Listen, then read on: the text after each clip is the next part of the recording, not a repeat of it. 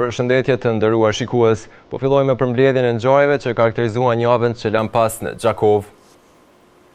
Asfalti në rrugën Likova i shtruar vetëm para një muaji ka filluar të plasaritet. E për këtë qëndrueshmëri të dobët të asfaltit janë ankuar edhe banorët e zonës.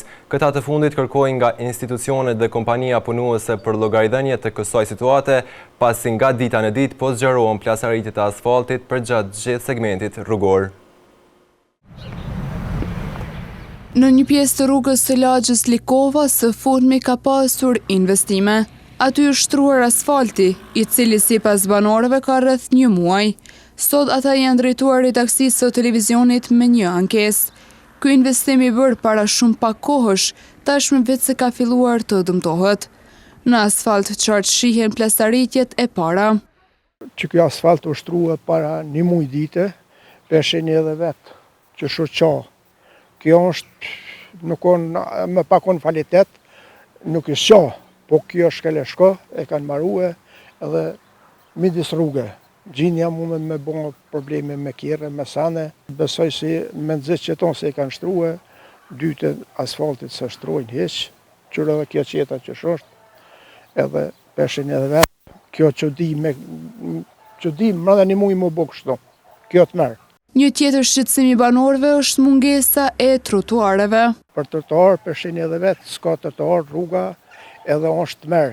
Gjinja me shku midis rrugë, ka bo baki edhe i kanë sos, edhe është ma mirë me prit pa bo puna madhe, me mytë në i person, pa morë parasysh kush është taj, na nuk kem dallim, tonë jem shqiptar, jem gjimë, duhet me në ramas, me bo këtë trotuar edhe me ju largu problemeve gjinëve. Nga aty u kërkua mbikëqyrje rigoroze e punimeve pasi ato paguhen nga taksat e qytetarëve, andaj kualiteti duhet të jetë i duhuri, në mënyrë që të mos jetë nevojshme të ndërhyet disa herë për të njëjtën gjë. Në Kosovë prej vitesh ka thirrje të vazhdueshme për bojkotimin e produkteve nga Serbia, të cilat vijnë nga aktivistë, organizata, qytetarë, studentë dhe ndonjëherë edhe figura politike. Këto thirrje lidhen kryesisht me arsye historike, politike dhe ekonomike. Në protesta dhe fushata publike është theksuar se blerja e këtyre produkteve shihet si mbështetje indirekte për ekonominë serbe. Thirrjet për bojkotim të produkteve serbe në Gjakov janë të vazhdueshme, duke pasur synimin e rritjes së mbështetjes për produktet vendore, të forcohet ekonomia e vendit, si dhe të largohen produktet serbe nga tregu kosovar. Organizata të shoqërisë civile, aktivistë të ndryshëm, qytetare prodhues vendor, në vazhdimsi apelojnë që konsumatorët të zgjedhin produktet të prodhuara në Kosovë dhe të bojkotojnë produktet që vijnë nga origjina serbe. Kauzë kryesore gjithë këtyre thirrjeve, padyshim që mbetet promovimi i prodhimit vendor, sepse duke zgjedhur produktet të prodhuara në Kosovë, qytetarët kontribuojnë drejt për drejt në zhvillimin e industrisë vendore, si dhe të rritjes së kapaciteteve prodhuese në vend. Mirë po, përpos atyre që tashmë vetë se i kanë bojkotuar prodhimet serbe, ka prej tyre që shihen në markete, duke bler produkte me origjinë nga shteti që ka kryer gjenocid mbi Republikën e Kosovës. Ndonë se vetëdijësimi ndër vite është rritur dhe numri i importit të produkteve nga Serbia është ulur, kjo dëshmon se qytetarët po tentojnë t'i largojnë këto produkte nga përdorimi, drejt për drejt duke ndikuar në largimin e produkteve serbe nga tregu kosovar. Inspektorët komunal po vazhdojnë të jenë në aksion për lirimin e hapësirave publike. Gjatë të mërkurës së kësaj jave u gjenden në teren duke liruar disa hapësira të uzurpuara nga pronarët e disa dyqaneve. Drejtoria për inspektime në komunën e Gjakovës në vazhdën e veprimeve për lirim të hapësirave publike, sot ka ndaluar në qarshinë e vjetër të Gjakovës. Nga disa bizneset që operonin në atë zonë, një pjesë e trotuarit ishte e blokuar me gjësende të ndryshme. Sot ato u larguan nga trotuari, i u rikthyen plotësisht këmbësorëve. Drejtori i Drejtorisë për Inspektime, Ervin Shabani, tha se hapësira të tilla nuk mund të shfrytëzohen as në Këmbim të Qiras. Në Këmbim të Qiras mund të shfrytëzohen hapësira që nuk pengojnë lëvizjen e lirë të qytetarëve. Ato hapësira ku pengohet lëvizja e lirë e qytetarëve. Le t'i lirojnë, nuk munden me marrë me qëro. Munden me marrë me qëro vetëm hapësira që nuk pengojnë lëvizjen e lirë. Mos bëjnë kërkesa këtë se nuk I marrin me qëra ato hapësira. Le t'i lirojnë vetë, mos na bin në një gjendje ku duhet na me shku mi avhe, kemi a bërë krejt shpenzimet tani edhe trenimit gjitha gjanave tjera. Shabani tha se lirimi I hapësirave publike është në favor të gjithë palëve. Le t'i lirojnë vetë, edhe ka me kun ma mirë edhe për ta, edhe për qytetarët, edhe për neve, ka me kun ma e letë. Për ndryshe, le ta din këtë që nuk ka mu falë kërkush. Kanë mu liru të gjitha hapësirat publike. Nuk bën mu falë. Nuk mundën mi shfrytzu pronën e shtetit, edhe pse e ka para biznesit, edhe pse e ka para dere, trotuari është për këmësur, nuk është për me shfrytzu për afarizëm ose për çfarë do forme tjetër. Shabani për fund apeloi përsëri që të lirohen vullnetarisht hapësirat publike, pasi një gjë e tillë patjetër që do të ndodhë, por se në rast se lirimi ndodh pas aksionit të drejtorisë, atëherë shpenzimet barten tek uzurpuesit.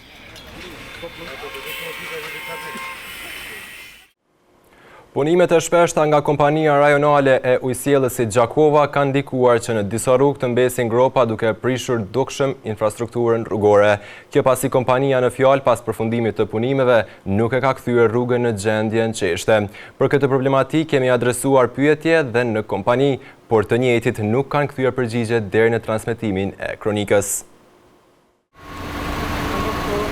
Punimet e shpeshta në rrugët e qytetit nga kompania rajonale ujësjellësit Gjakova kanë bërë që gjendja infrastrukturore e këtyre zonave të jetë temë diskutimi në komunitet për shkak të gropave të shumta që mbesin pas ndërhyrjeve në rrjetin e ujësjellësit.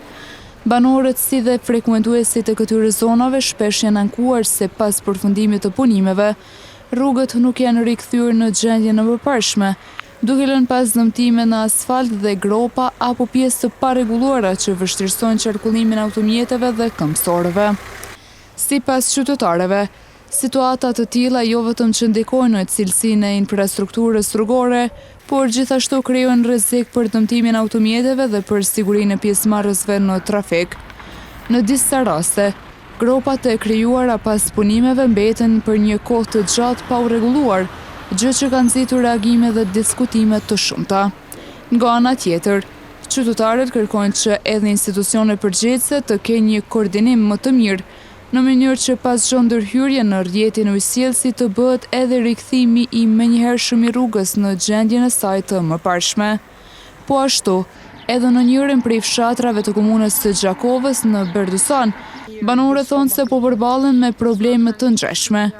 Sipas tyre, pas ndërhyrjeve të shpeshta të kompanisë rajonale të ujësjellësit në rrjetin e ujësjellësit, rrugët janë dëmtuar dhe nuk janë rikthyer në gjendjen e mëparshme.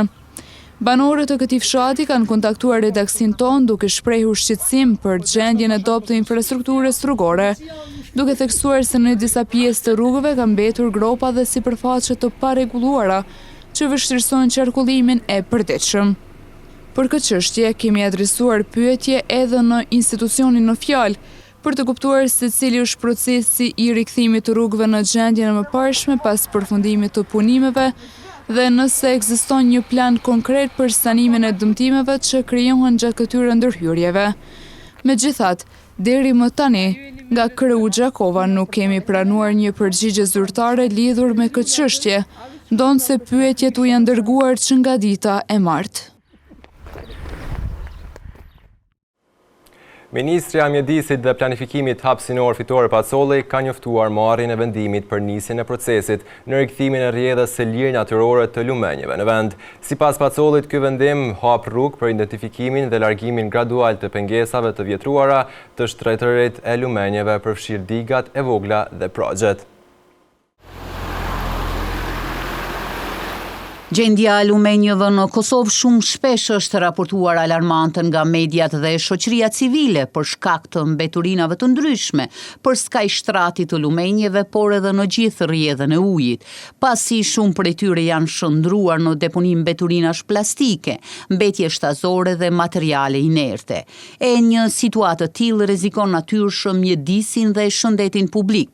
Ndërkohë edhe televizioni Syri shumë shpesh ka raportuar për gjendjen e lumenjeve lumenjëve të komunës së Gjakovës. Përmes kronikave të ndryshme televizive është munduar të rrisëve të dijen e qytetarëve që të jenë më të kujdesshëm në ruajtjen e hapësirave publike.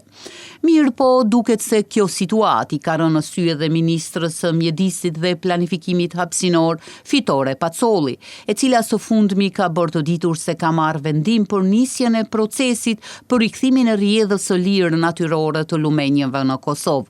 Ky vendim, sipas ministrës Pacolli, hap rrugë për identifikimin dhe largimin gradual të pengesave të vjetruara në shtretërit e lumenjëve, si diga të vogla, pragje dhe struktura të tjera artificiale, që janë jashtë funksionit dhe dëmtojnë ekosistemin ujor.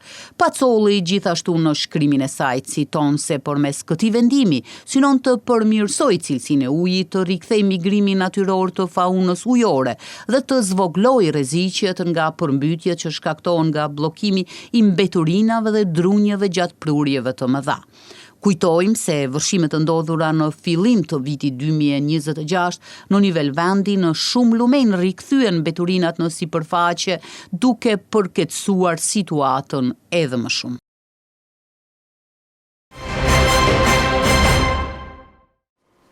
Në ditët e fundit të muajit Ramazanit, Bashkësia Islame në Gjakov ka organizuar tubimin e zekatit dhe sadakut. Kryeimami Visar Koshi thotë se zekati dhe sadaku janë detyrë prioritare e secilit musliman.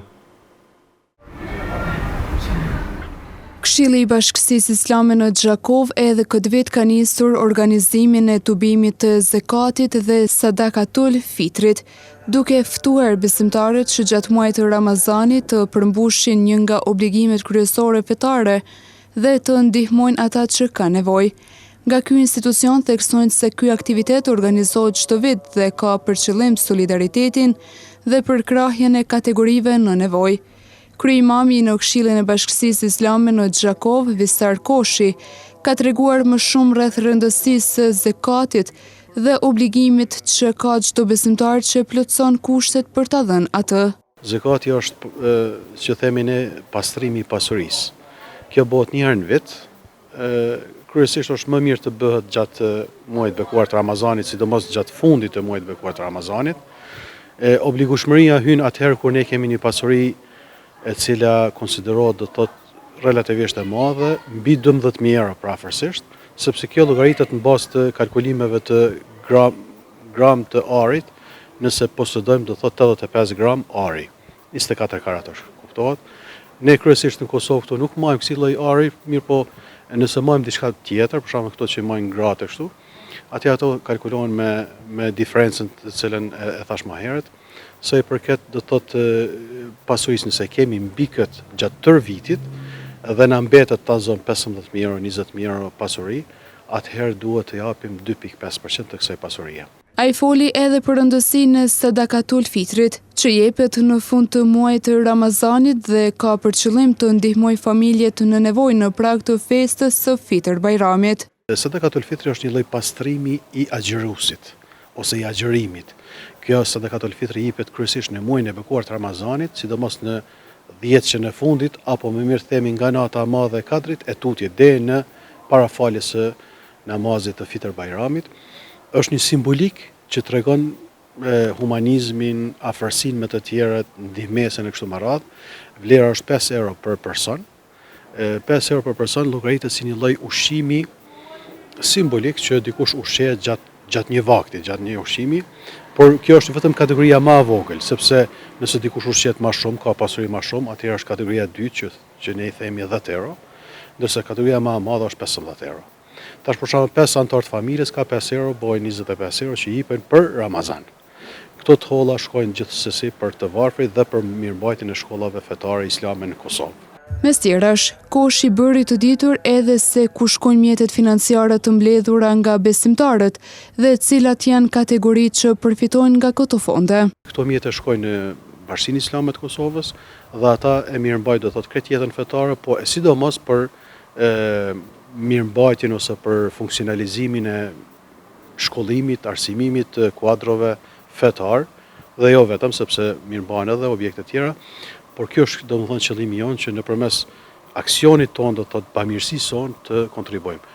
Por nuk është vetëm kjo kategori, janë edhe shumë kategori tjera siç është për shembull edhe kategoritë të varfërve, skamnorëve, jetimve, bonjakëve që i themi ne, po edhe të tjerëve të cilët kanë nevojë për ndihmë, ne jemi të hapur do të thotë gjithmonë edhe t'i ndihmojmë edhe nga kjo pjesë e ndihmës. Nga Këshilli i Bashkësisë Islame në Gjakovë bëhet thirrje që besimtarët të vazhdojnë traditën e solidaritetit dhe humanizmit, duke kontribuar përmes zakatit dhe sadakatul fitrit, në mënyrë që ndihma të arrijë tek ata që kanë më së shumti nevojë. Kjo javë është karakterizuar edhe me fillimin e kontrollit të rrept për përdorim të rripit të sigurisë gjatë ngasjes. Kapiten Albin Saçia në një prononcim për mediumin ton i ka pohuar syrit se do të ketë zero tolerancë për të gjithë ngasësit që bëjnë shkelje të rregullave në komunikacion e gjithsesi edhe rripin e sigurisë. Nga sot ka filluar plani Road Pool 2026, kontrolli i përdorimit të rripit të sigurisë. Komandanti i trafikut rajonal, kapiten Albin Saçia në DRP Gjakov, tregoi më shumë detaje rreth këtij plani. Njësia trafikut rajonal në DRP Gjakov prej sot ka filluar në implementimin e planit operativ Road Pool, pra është një plan që implementohet për rrypin e sigurisë. Domethënë, policia, njësia trafikut rajonal do të realizojë kontrolle të shtuarat për në lidhje me përdorimin e rrypit të sigurisë, gjithnjë me qëllim që ta kemi një siguri sa më të madhe, domethënë të punojmë në vetëdijsimin e drejtuesve të mjeteve motorike të cilët nuk e vendosin rrypin e sigurisë. Kapiteni Saçia tregoi se rripi i sigurisë është ndër veprimet më të thjeshta të ngasjes, por që ndikon drejt për drejt në shpëtimin e jetës. Vendosja e rrypit të sigurisë është një nga veprimet më të thjeshta të një pasagjeri apo të një shoferi, për shkak se vendosja e rrypit të sigurisë ndikon në shpëtimin e jetës së tyre, andaj edhe ne si polici gjithmonë vazhdimisht do të punojmë që ata drejtues mjeteve motorike apo pasagerë të cilët nuk e vendosin rrypin e sigurisë, ti vetëdijsojmë që ata domethënë të kujdesen për jetën e tyre dhe mos të kemi ndonjë viktim nëse ka aksidente trafiku. Saçia foli edhe në bazë të statistikave në të gjitha vendet e BE-s, ku nga 25 deri në 50% e personave që vdesin në trafik është si pasojë e mosvendosjes së rripit të sigurisë. Në bazë të statistikave të Bashkimit Evropian, 25 deri në 50% të personave që vdesin në trafikun rrugor gjatë aksidenteve rrugore, domethënë shoferët e pasagerë, janë për shkak të mosvendosjes së rrypit të sigurisë. Rrypi i sigurisë voglon rrezikun, domethënë në rast të aksidentit të ndonjë lëndimi serioz apo të vdekjes rreth 60% sipas gjitha statistikave që janë në Bashkimin Evropian. Ndërsa gjoba për këtë kundërvajtje është 150 euro. Ne si polici shpresojmë vetëdije sa më të madhe të drejtuesve të mjeteve apo pasagerëve, mirë po për ata persona të cilët nuk e vendosin rrypin e sigurisë, domethënë shofer apo pasager, atëherë do të mirën edhe masat ndërshkuese. Gjoba për mosvendosjen e rrypit të sigurisë është 150 euro. Policia apelon tek qytetarët që të respektojnë rregullat e trafikut dhe të vendosin rrypin e sigurisë. Të gjithë mësimdhënësit të cilët mbajnë orë shtesë pa kërkesën e punëdhënësit, këtë punë e bëjnë në mënyrë vullnetare, ndërsa në rastet kur kërkohet nga punëdhënësi, atëherë ato orë kompenzohen. Kështu ka bërë të ditur menaxheri i burimeve njerëzore në Gjakov, Kushtrim Brahimaj. Ky i fundit vuri theksin edhe te lista pritjes që sipas tij po funksionon mirë në mbulueshmërinë e të gjitha mungesave të mësimdhënësve të rregullt. Mësimdhënësit të cilët posedojnë normë të plotë në kontratën e tyre të punës janë të obliguar të mbajnë nga 20 orë mësimi në javë, por ka edhe prej atyre të cilët mbajnë orë mësimi mbi normën e tyre. Nga zyra e burimeve njerëzore në Gjakov, Kushtrim Brahimaj ka bërë të ditur se në këto raste, mësimdhënësi shprehet vullnetar për 1 apo 2 orë shtesë, ani pse nuk ka kërkesën nga punëdhënësi. E në anën tjetër, Brahimaj tha se nëse ju kërkohet të mbahen mbi 20 orë, mësimdhënësit autorizohen të punojnë mbi normë për atë periudhë dhe pastaj u bëhet kompenzimi i orëve shtesë. Në komunën e Gjakovës, shumica e mësimdhënësve, mos të them totali tyre, e kanë normën pothuajse të plot prej 20 orëve mësimi. Kemi raste të veçanta në të cilat mësimdhënësit vullnetarisht shprehin nga dëshmërinë që të mbajnë më tepër se 20 orë, flasim për 1 ose 2 orë më tepër, dhe për të cilat nuk kanë kërkesë nga punëdhënësi, në këtë rast nga komuna e Gjakovës. Në momentin që ata nuk janë të gatshëm të mbajnë këto orë vullnetarisht, ne me siguri do të sigurojmë kapacitete tjera njerëzore për të mbuluar të njëjtat. Por në rrethonat e tjera, kur ne ju kërkojmë që të mbajnë orë më tepër se 20, atëherë ne autorizojmë ata që të punojnë me mbi normë për një periudhë të caktuar kur kemi mungesë të kapaciteteve, dhe për këtë periudhë ne bëjmë kompenzimin e orëve shtesë. Brahima i tutje shtoi edhe sa i përket listës së pritjes në komunën e Gjakovës. Ai tha se ajo funksionon mirë dhe në moment të mungesës së ndonjë mësimdhënësi është mbuluar menjëherë vendi. Raste të veçanta sipas Brahima janë ato të pozitave më të ralla në mësimdhënie, por që në mungesë të kapaciteteve pozitat mbulohen përkohësisht me profile të përafërta. Listat e pritjes kanë qenë funksionale edhe në momentin e parë kur një vend është liruar qoftë përkohësisht, qoftë edhe i përhershëm, ne kemi mbuluar më njëherë përmes listave tona të pritjes. Ka raste të rralla për disa pozita të cilat janë më të rralla si me kapacitetet për të mbuluar, për shembull ta zëm kemi profesorët të shkollës teknike të cilët janë inxhinierë të fushës së caktuar dhe ne kemi mungesat këtyre kapaciteteve ose të ngjashme në ndonjë profili tjetër si fizika apo të ngjashme. Në këto rrethona ne mbulohemi me profile të përafërta deri në momentin kur sigurojmë profile adekuate që t'i mbulojmë vendet e lira. Por në asnjë rrethon nuk kemi informacione që ndonjë pozitë ka mbetur e pambuluar, qoftë me profil përkatës, qoftë me një profil të përafërt derisa të arrijmë ta zgjidhim me konkurs. Sipas zyrës së burimeve njerëzore në Gjakov, bëhet të ditur se mundohen që të plotëson të gjitha pozitat kurdoherë që është nevoja. Ndoqët përmbledhjen me disa prej ngjarjeve që karakterizuan javën që lan pas në Gjakov, ndërkohë ju vazhdoni të qëndroni me programin tonë. Mirëmbëjtje.